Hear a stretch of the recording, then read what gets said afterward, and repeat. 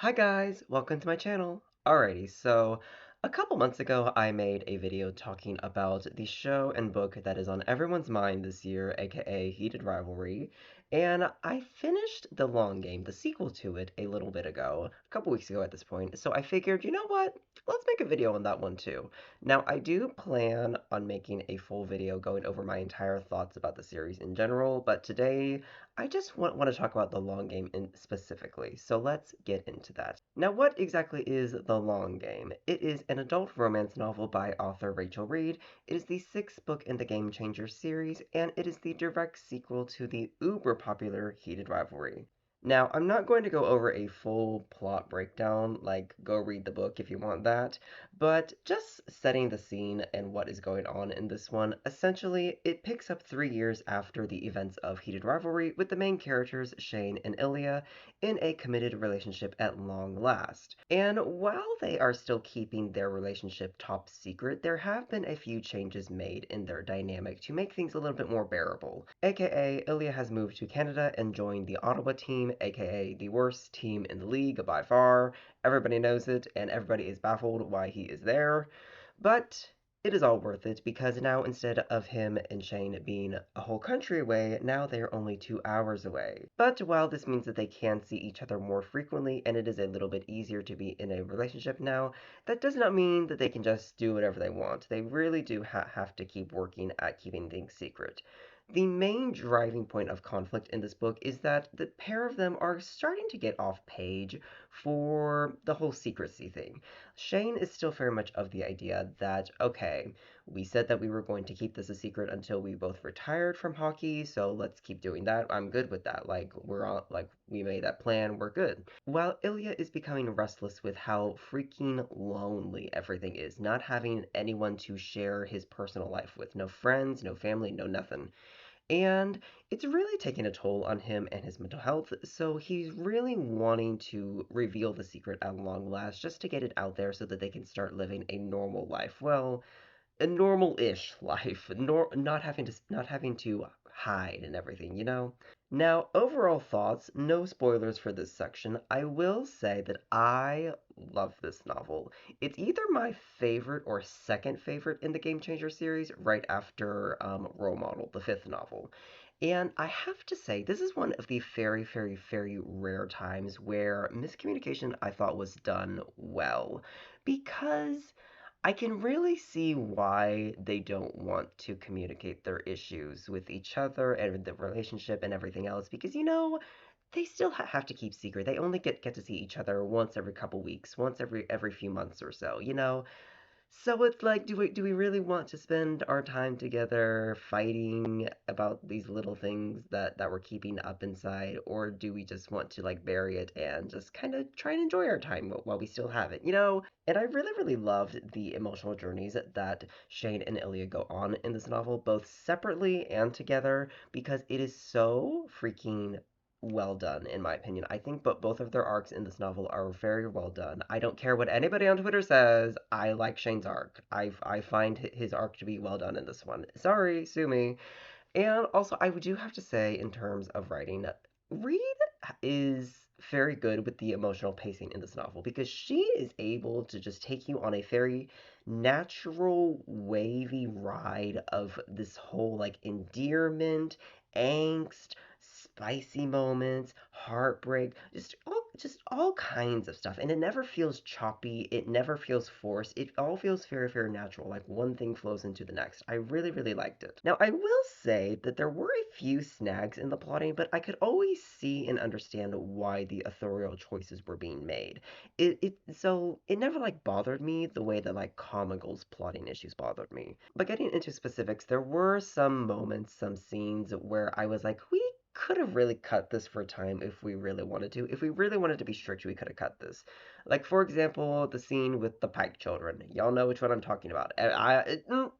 Don't shoot me. Don't shoot me on that. Like it's a cute scene. I like it too. It's a little annoying because children to me are just a little annoying in general, but oh well.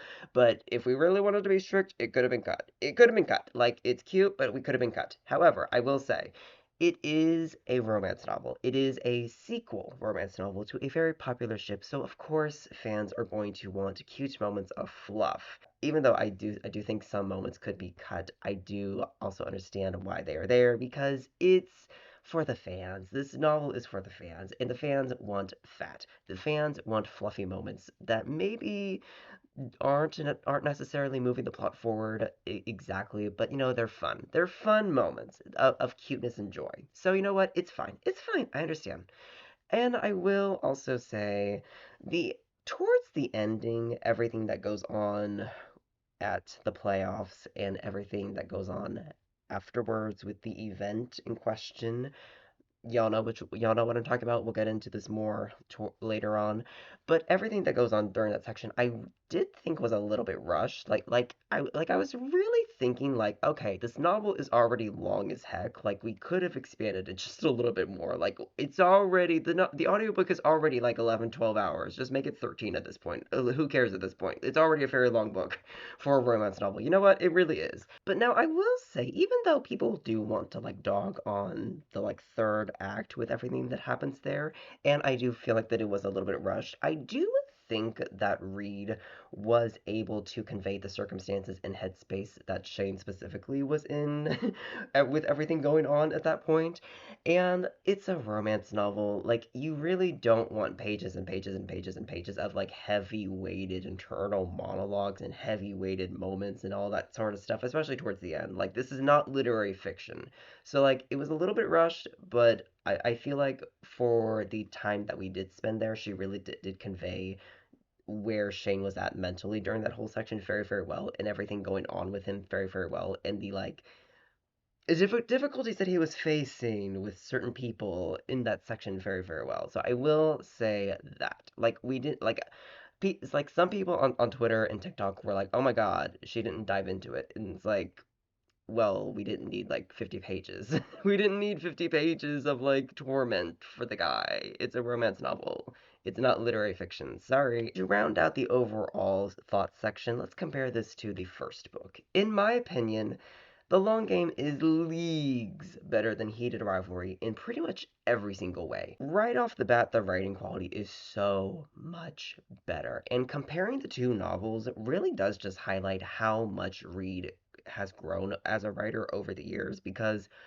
if she had immediately wrote this as like book three in the series, I don't think it would have turned out that well. I'm sorry. I do think that like having a couple more books between this one and the last one was a very smart idea. Like the plotting and pacing in this one are much better and not very repetitive like I found the first half of Heated Rivalry to be. I will always stand on that. Like I do think the first half of that novel is very, very repetitive.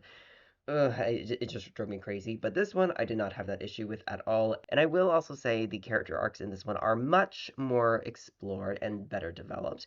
And I really, really love that. That is something that drove me crazy about the first novel is that I really didn't think that Shane's arc in the first novel was written very well.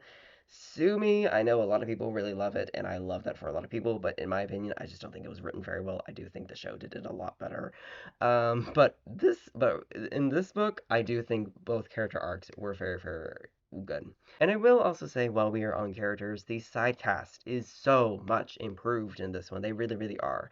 Like, of course, the Ottawa Centaurs people, those teammates, they obviously it's a lot more easier to write for them in this one because she had already written them in role models, so it was like carrying over a lot of that personality. But even for side characters that just came directly from Heated Revelry, like David, Yuna, Hayden, Svetlana, Rose, even Jackie, they were just so much better. They had so much more life and personality in this one. Even if they weren't really on page for all that much, like, like Rose and Svetlana are only in like a chapter, I think. Jackie is only in like, I don't know, like maybe like 5 pages or so. But like even still, even little even like the little bit of time that like the side cast got to be on page, they were still very much better than they were in Heated Rivalry. In Heated Rivalry, I found everyone to just be like a cardboard cutout of a person, like not even one dimensional, just a cardboard cutout in all honesty. Whereas here, they were actually fun. They were actually had some life and personality. So I'm very happy about that. Also, I love JJ. I love JJ. I find him much better of a best friend than Hayden will ever be, and I need the fandom to lay off him. For real. Just don't. Whatever you think JJ's crimes are, Hayden's crimes are a lot worse. Go step on Hayden's neck. Thank you. Anyway, to answer the question of whether you can go from Heated Rivalry, aka Book 2 in the series, to The Long Game, aka Book 6 in the series, I would say it's doable. You can go directly from one to the other if you really wanted to, but I wouldn't recommend it. I really wouldn't recommend it. Now, I say that you can do that because when characters from the other novels in the series do pop up, the book does a very good job of giving you a lot of detail about who the heck they are, a little bit of their story, and where we are and how they know these people. So it's like, yes, the book catches you up very well on who everyone is, but it's also like when the characters from the other books pop in and out of this novel, if you haven't read the rest of the series, those moments don't really hit as hard and in some instances may seem like fluff in all honesty.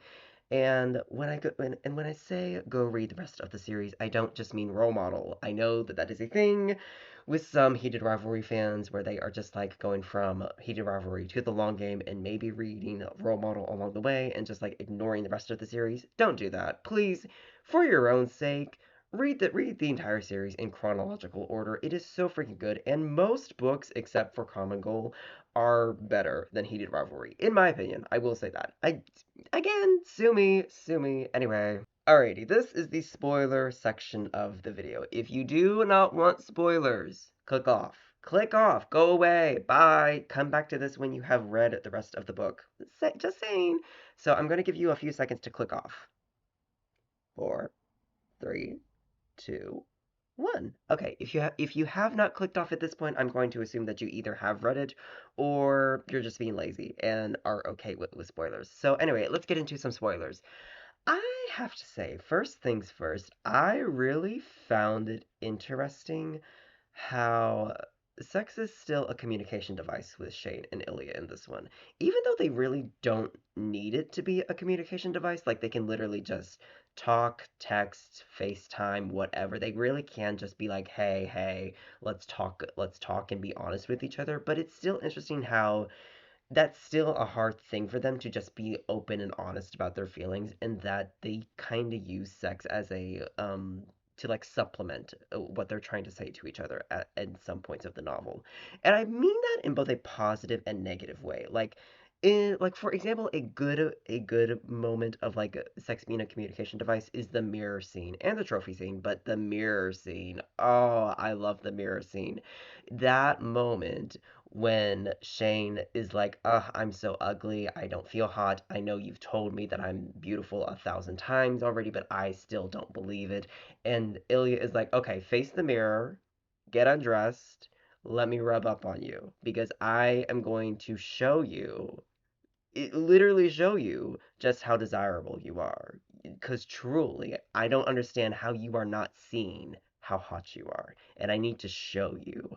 That's so hot. Same sentiment can be said with the trophy room scene, the infamous trophy room scene that everyone loves. I know, but there were also times when it was used as a not so good thing, like the Christmas bang that we didn't get a full scene for, and I'm grateful for, but it is mentioned that yeah, they are fighting, they are not having a good time together. It is Christmas, they are fighting on Christmas, and even though at the end of the day they still love each other, they still want to show that to each other, they still have a lot of problems that they have at that point in the novel, but they don't want to talk about those problems, they don't want to mess things up even further, and they still just want to be like, okay, yes, I'm angry, but I still do love and care about you, and I want to show you that somehow. So let's just go up to the bedroom and have some makeup. Let's go have a little makeup fun time, and try to do that. Is it really healthy? No, it's not healthy. But you know what? It happens. It happens. And also, I will say again, I really do love how miscommunication is done very well here. And on that note, Shane is not the villain. Some people like to say that Shane is the villain in this one. Shane's not the villain. And I bring that up because I'm not going to reiterate my whole point because I made a whole TikTok on this point about Shane not being the villain. So I'm just going to insert that TikTok right here. I will see you in a few minutes. So I'm almost finished reading The Long Game by Rachel Reed, and I have to say, everybody who wants to villainize Shane in this book is literally just wrong. You are freaking wrong. This book, a major trope that it uses is miscommunication. And here's the thing on that. There's two things about that. One, on the thought process of coming out versus not coming out, Shane is very much of the thought that, like, okay, we are still on the same page of holding, going with the original plan of, like, keeping the things secret until we are both retired. Like, we're still on that same page. Like, okay. Meanwhile, Ilya is very much like, okay, I'm getting restless. I'm getting more frustrated that we have to keep hiding. I don't want to keep hiding anymore, blah, blah, blah, blah, blah. But he's not communicating that. He's not communicating that to Shane. And Shane can't read his mind. So they're on two different pages about this whole thing, and it just builds and builds and builds until it kind of explodes. And that's not to say that on this topic, Ilya is the villain. Neither one of them are the villain in this book. It's just to say that that is one of the, that's one of the reasons that Ilya is going to therapy, is to work on his communication skills instead of just bottling everything up all the time. And then two, on the topic of Shane being unaware of the imbalance of the relationship, yes, I do agree that he should have been more aware of the imbalance of the relationship and everything that Ilya gave up, and so that he could move to Ottawa and everything here. But here's the thing about that. When Ilya finally has had enough and is like, oh my god, you have a support system, I do not. You have friends, you have family that you can talk to about this whole thing. Who do I have? Nobody. Nobody. I have nobody. And when he's thinking to himself, like, I gave up my star career in Boston to move to the worst freaking team in the entire league. I moved to a new country again. And what has he given up? He is still on his same all-star team, essentially, winning another cup. And he packs all of that career imbalance into the statement, I already chose you over hockey. After that fight, Shane immediately is like, oh, he's right. Hold on. This is imbalanced. And it is because of me. Hold on. This is unfair. Okay, how do I fix this? How do I change to make this better for him? He's not. It would be a different story if after that fight Shane was like, oh my god, he's being so melodramatic, like this is just how things are, he has to get over himself. Like at that point, if that was what happened, I could get on board with Shane's the villain. But he's not like that. After being made aware of the imbalance, and mind you, Rachel Reed herself does say that Shane is characterized by being imperceptive, unaware of things, all that kind of stuff. But after he is made aware of the imbalance of this whole dynamic, once he is made aware of that situation, he is very much like, oh, I need to change. I need to fix this. I'm taking accountability for my actions. Like, I'm the problem here. I need to fix this. And so, basically, like, I'm just saying, like, people who think that Shane is the villain in this book, you're wrong. You're wrong. Like, he's not. Neither one of them are the villain in this book. Like, go read the book again. Oh, look, you're back. Okay, moving on. Ilya's therapy scenes. Now, I know that some people have a problem with these because there are quite a few, but I'm sorry. I'm sorry. Get over yourself. Literally get over yourself. The first book is very much Shane's book. Like, even though, yes, both characters are like lead main characters, Heated Rivalry is very much Shane's novel. That is very much his novel. The Long Game is very much Ilya's novel. It is very, very much Ilya's novel. So I feel like that is fair. I feel like that is a fair balance. And on that note, getting back to the scene specifically, I really do love the therapy stuff. I really, really do love it because Heated Rivalry does gloss over a lot of Ilya's trauma, which is fair. It's a romance novel. Most romance novels give you just enough backstory to really empathize with the character and what they've gone through, but it never really like dives into their trauma because again, it's romance. It's supposed to be fun. It's not supposed to be literary fiction where you're just like, ugh, trauma. Like I like trauma. But I did like how we went into a bit of Illy's backstory a bit more deeply, and how all of his trauma with the dad and the family and the brother and the mother's death and everything has really affected him and his ability to be in a relationship even as an adult. So I found that very, very interesting, and I found it a really cool part of the novel. I really, really did. Anyway, the blow up, the relationship exposed, the commissioner, everything to do with the evil commissioner. Now, I have to say, I really did love that Shane was the one taking charge in the confrontation with the commissioner because remember, earlier with the Boxing Day fight, Shane really couldn't answer the question of whether he would choose Ilya or hockey if he had to choose. And so being faced with that exact scenario in real life, being faced with that exact scenario and having to actually really choose, not just as a hypothetical, but really choose, is he worth it? Is he worth throwing your career away for potentially? He doesn't hesitate for 1 second. He's like, "Nope, I'm choosing my man. I'm choosing my man." Like, okay, I might get kicked out of the league. Maybe nobody is going to sign me next season. Maybe I'm going to have to retire because nobody wants to play with me anymore. That's fine. That's fine. I don't care. I'm not going to hide my love for this man anymore. And he doesn't hesitate. He doesn't hesitate to say that. And it really just shows like how much he grows over this novel. It really, really does. And how much his priorities shift over this novel. Because at the beginning of this novel, his priorities are very much hockey, hockey, hockey, hockey, hockey. Everything has to be hockey. I have to maintain the fitness. I have to be perfect. I have to win all the games. Da, da, da. You know, everything has to be hockey. We have to keep secrets so that we can be everything. You know, we have to still be able to play hockey. Hockey's my life. But then over the course of the novel, you know, everything happens, and eventually he's like, you know what? No, it's not that important anymore. Like I still love it, but it's not that important anymore because the thing that is really most important is my love that I have for this man next to me. And I think that that's really nice. I think that is really nice, and I do think that moment with the commissioner is a great way to show that arc and how far Shane has come in his development. Oh, the playoffs, darling. We have to talk about it. Now, on the Centaurs arc as a whole, I do think that their arc of going from the absolute worst joke of a team in the entire league to becoming a great team is done better in Role Model, even if you don't get to see it come to full fruition in Role Model. I do think the overall journey for the Centaurs is done better in that novel, but I will say just seeing that team and especially seeing Ilya put in all the hard work to make that team go from the absolute joke of the league to getting into the playoffs, defeating last year's champions, aka the Montreal team, and then taking on the a legacy team like the Admirals, who are known to be great in this universe, even if they didn't win everything, it's still like, wow, that's really that's a great arc for the entire team in general. And it also is like a point of pride for Ilya specifically. You know, like he is the captain. He built this team basically. He got them into shape after so long of everyone losing and nobody having hope that they would ever do anything productive.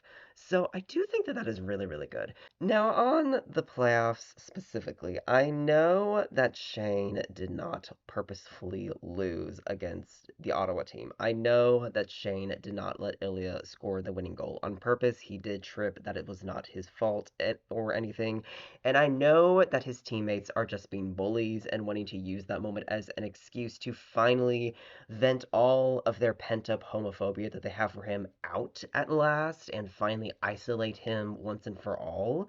Like, I get that. However, I will say I do understand why some fans in Universe think he let the enemy team win. I do understand that. And it's not even because his boyfriend is the captain of the enemy team. It's simply the fact that after the match, when like everybody's doing the handshake, why are all of the Ottawa people coming up to you, Shane, and being like, "Okay, let me give you a hug. I want to be your friend. I'm so excited to be working at your summer camp thing this year. Like, oh my God, let's hang out."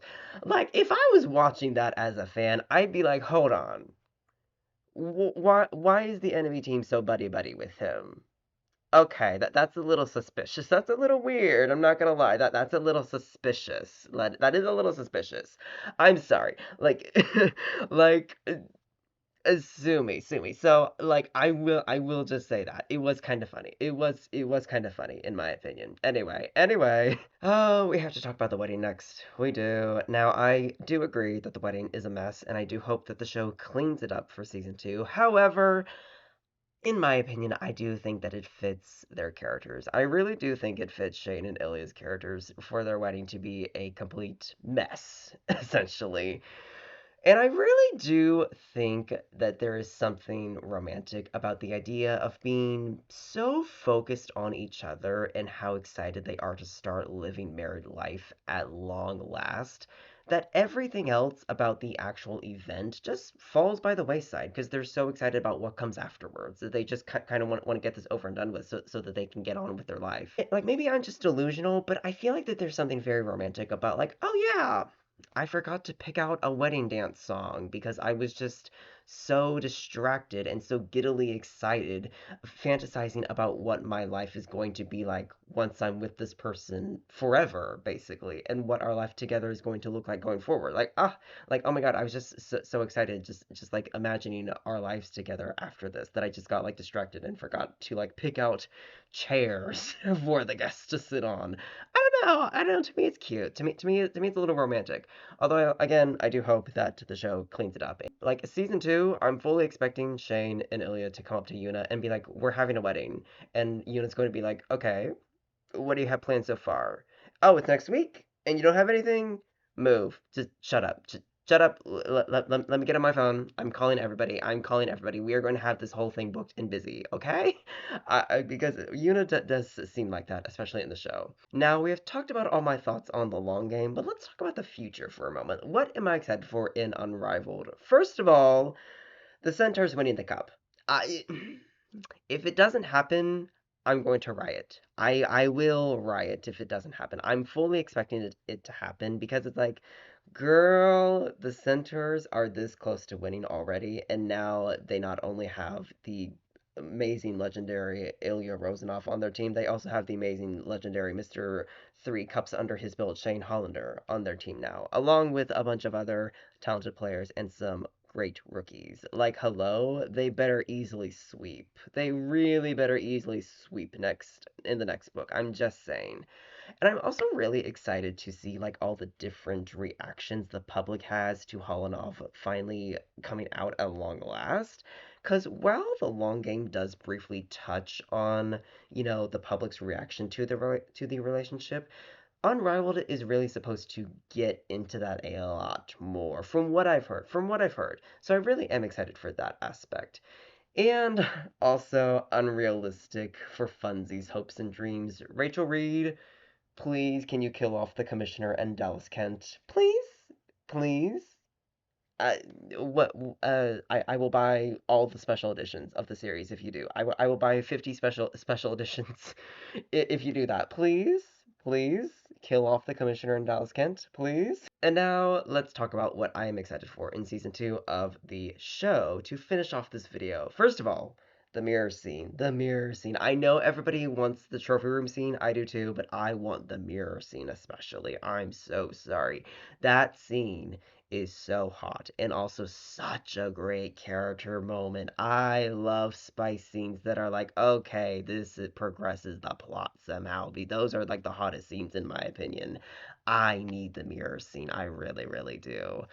Also, I'm very excited for all of the therapy scenes, specifically because I know Connor is going to eat those scenes so freaking badly. If the Russian monologue from season one is any indication, he is going to pull off those heavy emotional therapy scenes very, very well. I'm very excited for that. And also, on a similar note, Shane's post Christmas fight clarity, where he realizes that, like, oh, yeah. I am in the wrong. This thing is imbalanced in my favor. I really haven't given up much of anything and it to make this work, and it really is my fault. I need to do better. I need to figure out what I can do to make this better and more balanced in for Ilya and how I can take care of him better. I am so excited for that scene in season 2, specifically because I know Hudson is going to eat it also. Now, I know that some of the like internal stuff that goes on in Shane's head in that scene will likely be externalized and verbalized over the phone call that he has to Yuna.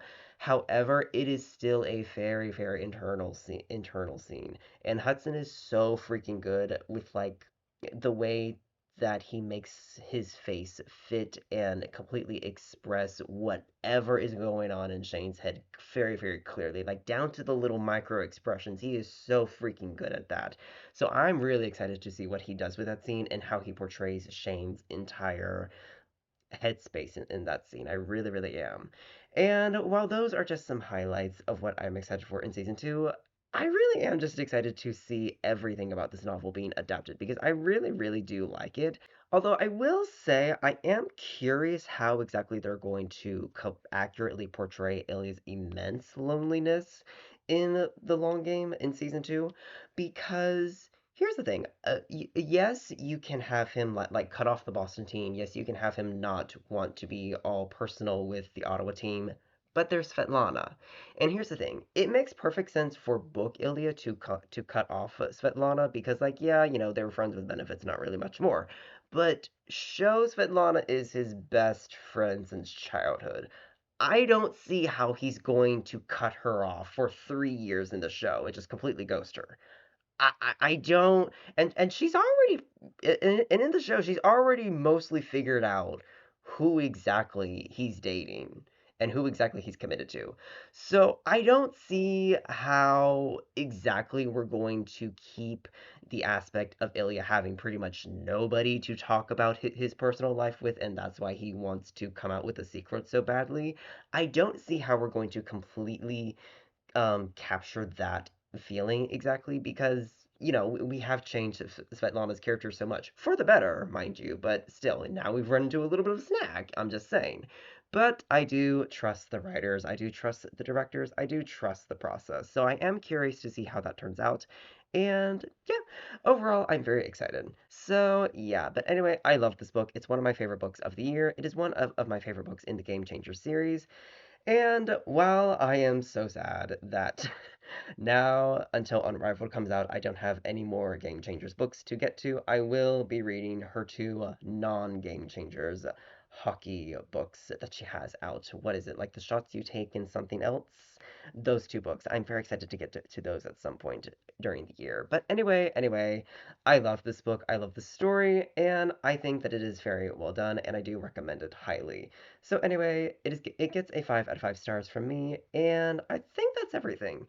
If you enjoyed this video, please give it a like, subscribe, and tell me your thoughts on this video, my thoughts, the thoughts that you have on the book itself, or what you're excited for coming up in the show, or Unrivaled, or anything you want to talk about in the comments. I'm very curious to know.